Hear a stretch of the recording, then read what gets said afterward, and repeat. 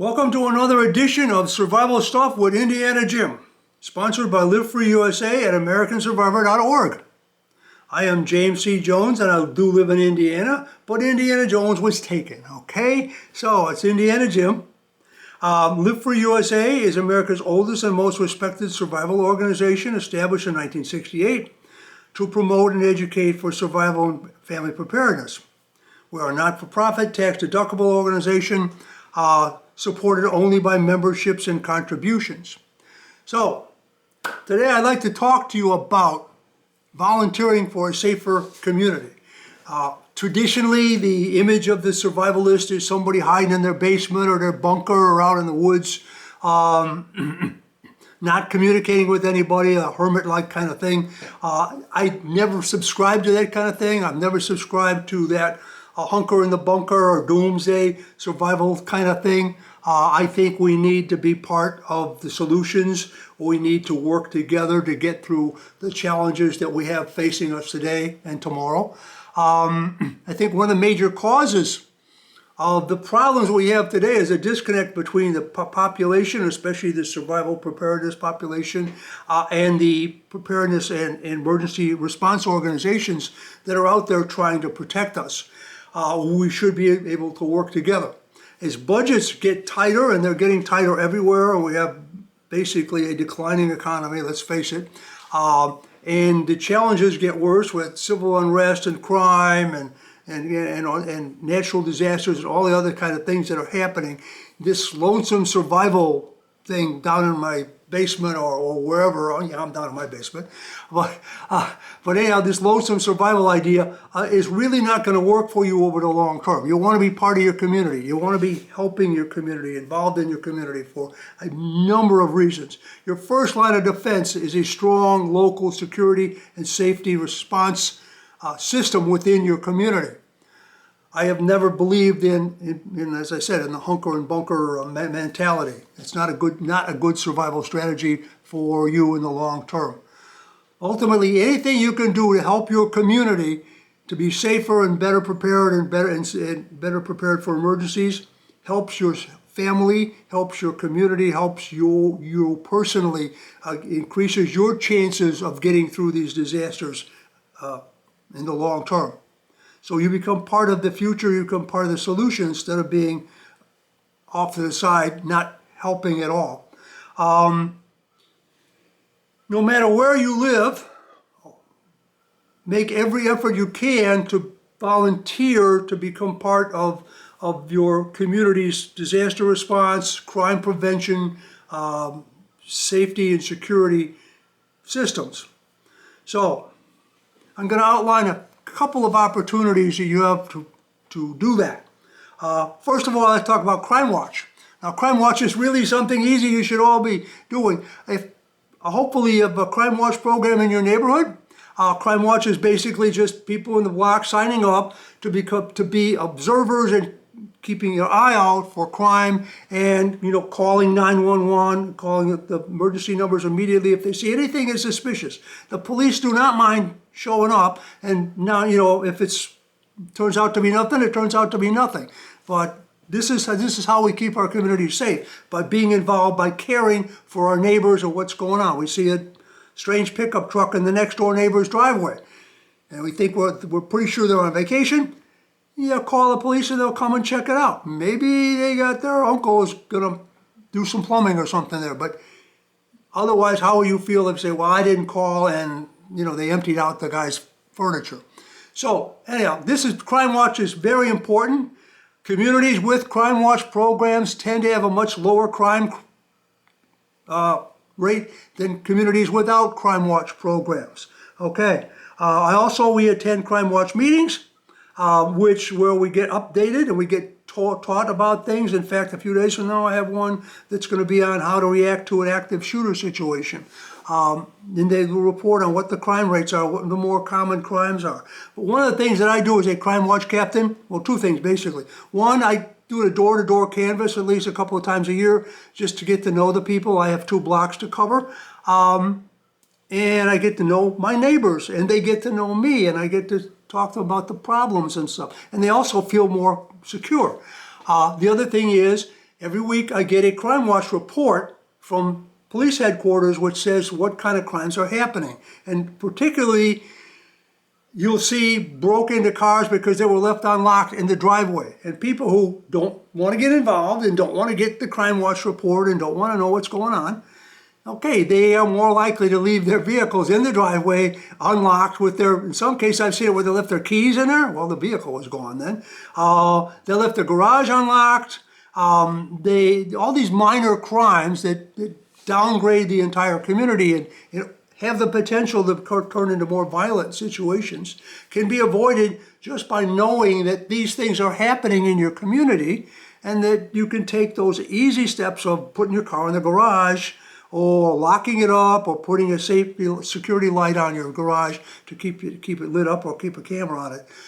Those kind of things make your community safer through the Crime Watch program. Another thing that's really important with the Crime Watch newsletter that we send out, and by the way, I have some older people in the community that don't have internet, so I can't email them that Crime Watch report. I print it out, it's only 2 or 3 copies, and I deliver it by hand because the older residents, of course I'm an older resident myself, but they're not all technically savvy, but I pass it to them. One of the biggest crimes in our particular community is scams. You know, on your internet or on the phone, you know, your grandson is in jail and we need $3,000 to bail him out, bring the money to, you know, leave the money on your front doorstep or wire it or go buy some gift cards and give us the numbers off the gift cards or Social Security problem going on or whatever, you need to go and get a $500 gift card from Walmart and then give us the code number from that card. All those kind of things can be prevented just by knowledge. In fact, my second principle of survival is be aware. Okay, first one is anticipate, but the next one is be aware. Awareness, it heightens awareness. So the Crime Watch program, get involved in the Crime Watch program. And if your community does a night out against crime where there'll be booths and tables with all kinds of information and all kinds of activities and demonstrations about crime prevention, get involved with that, attend with that, support that. These are the kind of things that will make your community safer so that you don't have to deal with those situations of using your firearm or whatever, or confronting a burglar or any of those kind of things, because you keep the crime out of your community in the first place. In fact, in our community in particular, the word gets around among the criminal community that this particular town is not really where you want to go, because the people will call the police right away. The police will respond right away. Everybody talks to everybody. Let's go somewhere else where they don't have a Crime Watch program and they aren't as aware. So that's an important thing about the Crime Watch program. If your community doesn't have a Crime Watch program, go to your community council, go to your mayor, go to your town manager, whatever, and try to get one started. Another opportunity to volunteer is the police reserves. Now, various towns have different kinds of programs. I was involved in a police reserve program back in Illinois years and years ago. I was a security manager, safety and security manager for a big facility, and I was hiring detectives to do some kinds of investigations, and they got me into their police reserves. And that particular police reserves, it was kind of funny because you couldn't have a gun if you lived in Chicago back in those days. So when I went on duty, they just gave me a gun, which was kind of scary. But they issued me a gun. They swore me in. I went and did my duty, gave them back the gun, and went home. I had a full uniform, had a bulletproof vest and all that. Did some deployments from time to time. The organization, being Chicago, they were passing out badges to anybody that, any politicians or businessmen that wanted them, and which was sort of like, now you can arrest people or whatever. They're passing out these badges. Turned out to be a big deal, so the whole organization disbanded. They left me with all my equipment, not a gun, of course, because they didn't really give you a gun. They just loaned it to you. But anyway, the point was police reserve. There are good police reserve organizations. In my view, and I think pretty much everybody else is, if you're going to issue guns and you're going to give people police powers, you should train them, you should vet them, make sure that they're not criminals themselves. You should make sure that they're psychologically stable. You should give them full police training before you issue that kind of power. But some towns do that. They're short-handed and they need more people. And if that's an opportunity for you and you want to get involved in that, that's good. It's not something for police wannabes. It's either you're in or you're out. But police reserves is something that you may find in some towns. Now, I'm involved in the Volunteers in Police Service. A Volunteers in Police Service program started right after 9/11. There's two programs that started there. I'll talk about the other one later. Called VIPS, Volunteers in Police Service. And it's a program basically supported by the International Association of Chiefs of Police. VIPS, or by whatever name, and by the way, a lot of towns will have a program like VIPS, or Volunteers in Police Service, but they aren't officially part of that national system. But they all, lots of times they'll combine the Volunteers in Police Service with the Civilian Emergency Response Teams, which I'll talk about in a minute. And they have a combination policing and emergency response, disaster response group that may have a different name. But boy, is that important to your community when you need some things done and you want to release the EMTs, the police officers, the fire department to do the important key work they need to do, and you need to take care of all those other little things.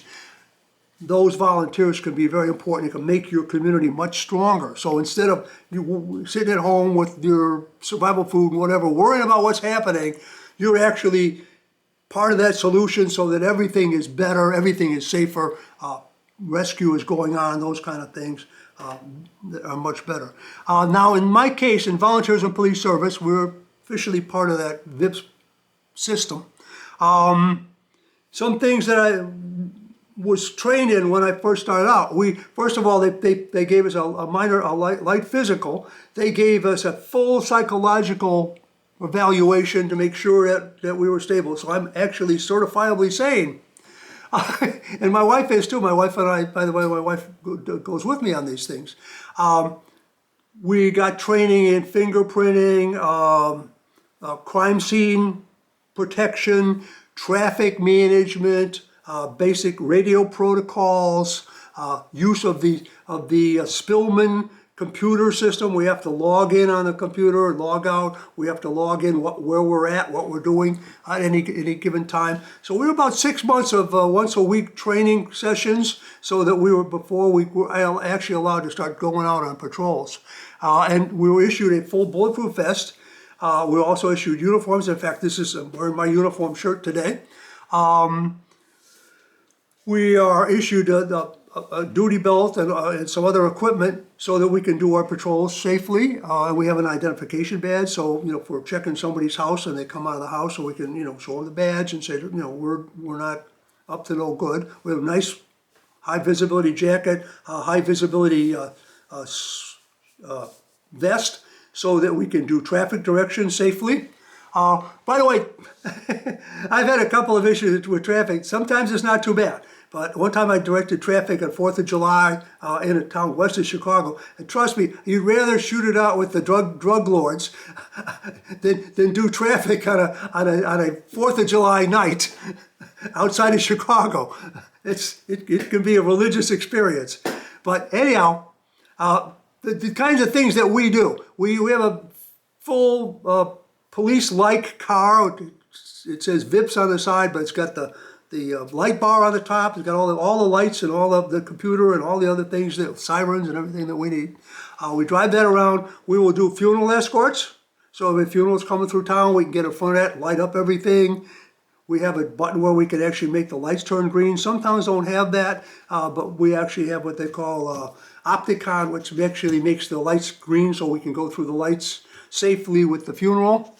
Or if we're in a hurry to get someplace, we can make all the lights turn green. But we have plenty of lights on the vehicle, so we usually get through anyhow. But we do funeral escorts. If people are on vacation, we will check on their homes. If there's an event like a race or a pilgrimage through town or something like that, we can do traffic control, traffic blocking. We can do basic safety patrols at events like carnivals and that kind of thing. So those are the kind of things that we do. If there's an accident, we can come up and block traffic so that the police officers can focus on dealing with the accident. We can block that traffic until the tow trucks come and haul away the disabled vehicles. So those are the kind of things that volunteers in police service do. So you may have a volunteer in police service in your community. If not, I would encourage you to talk to your local police department about doing that. There's a website for further information. You can go to www.theacp.org/VIPS. Or you can just Google Volunteers in Police Service and get to that site. So at that point, that would be something that I strongly advise you to look into in your community. If it's not there already, if it is, I would join it and support it. If it's not, I would recommend that you try to get involved. Community response teams, CERTs. It's another program that started after 9/11 by George Bush. And it basically is sort of it's the fire department side, I think, of the Volunteers of Police Service. And our fire department did organize one of these teams, and my wife and I were both, of course, we were both EMTs at the time, emergency medical technicians. We got involved with that and we supported it strongly. It's not police oriented, it's disaster or emergency preparedness oriented. So usually you would contact your local town fire department or maybe your local emergency response organizations. Initial CERT's curriculum includes fire extinguisher training, first aid training, light rescue training, how to mark the houses. You can search the houses, you're going to check to see that, in fact, that whole book to go through. It was a pretty intensive training course. We would go around, check each house and mark, if there was, we checked it, put our name, our initials on it. Yes, there's, one person in there that's dead or whatever, or injured or whatever. We mark with the little paint markings how to do that. That was kind of an important thing, going house to house to house. We also have wrenches. In fact, we're issued an entire pack, pretty good sized pack of gear. And there is knee pads for crawling around in damaged buildings. There's cordage, there's tape for marking off areas, the do not enter, do not cross sign, flashlights, duct tape, a crowbar for light rescue, large bandages, basically a pretty good sized first aid kit in here, heavy duty gloves, a green hard hat that says CERTs. These packs were issued to all the members when they completed their training. We had periodic training after that. We also had a notebook to make sure we could write down any observations that we made. Just all kinds of good equipment there. Light sticks to break and put them on areas where we needed to highlight where there was a hazard perhaps. So we had basically equipment. When we would be issued a radio, we'd go around and we'd say, well, this address here, we checked it out and there was nobody in the house, so it's safe. Or we might call, well, we went to this address and we found somebody who's bleeding. We have bandaged them. We need an ambulance here as soon as possible. We bandaged the person and given them basic first aid, whatever we might have done. But we had really nice training, fire extinguisher training, because we put out fires. Turning off the gas was real important. I can tell you, we had a flood in the town quite a few years ago, and the gas wasn't always turned off, and at least one house blew up because the gas lines broke because of the flood. Those were the kind of things that we would have been able to do if the organization had been in place. We would have gone around and turned off all those gas mains to prevent that kind of thing. So civilian emergency response teams. I'm going to read off the contact for search programs. I'm going to just read it once, but you can also look up search on there, Google it, and you could probably find the same thing. It's www.ready.gov/community-emergency-response-teams-CERT. Okay, that's how you can get the information on the search program. One of the problems with the search program is that it requires a specifically trained person, usually somebody from the fire department, to go to your, maybe your state capital or someplace else and take a specific training to become a certified search trainer. If that search trainer gets sick or retires or loses interest or whatever, then the whole program falls apart unless you get more than one trainer. So sometimes I think the communities are better off doing what the search program requires, but maybe not getting hung up on the technicality of a special trainer. Now, some of the search teams are very small, maybe 5, 6, 10, 12 people with a low budget, just enough to get the packs and equipment. Some of the teams have their own trailer, some of them have their own vehicle. It depends, but it's definitely something very worthwhile that we all also had plans for epidemics. We ran through scenarios for that kind of thing. So search is another thing that you may want to consider to get involved in your community. I think over 60% of the fire departments in the United States are volunteers. I have some friends that are volunteers in volunteer fire departments. And if you want to really get into something and you want to really get some training and get involved in your community safety, as I said, as the budgets get lower, more and more is going to depend on volunteers to respond to these emergencies. The search people, the VIPS people, volunteer fire department people, these are the people we're going to depend on. And you want to be one of the people they're depending on rather than the people that are depending on them. Smaller towns have volunteer fire departments. Volunteers get usually full training as professional fire department people, so you get, go through the smoke tunnels and the fire hose operation, the truck operation. You get to learn how to drive them big red trucks, all that kind of stuff. And you become also basic EMT training. In some cases available. Usually first responder training is part of the requirement. So now you've got some good medical training for your family and for your neighbors and for your survival group or whatever you may be involved in, as well as helping your community. Some towns pay you, some don't. Usually the ones that pay you when you're doing your training. They pay you when you respond to a fire. You don't get a regular paycheck. You don't hang around the fire department waiting for a fire. You get a call or a pager, usually a pager. The pager goes off, you jump in your vehicle. In most states, you'll have a blue light to put on your car or on your dashboard. And the blue light gives you some ability to get through traffic. You get to the firehouse, jump in the fire truck, and off you go. So also, with that in mind, I remind all of you, especially live in a smaller town, that it takes maybe 4 or 5 minutes for them to get to the firehouse and another 4 or 5 minutes for them to get to you. Fire doubles every minute, okay?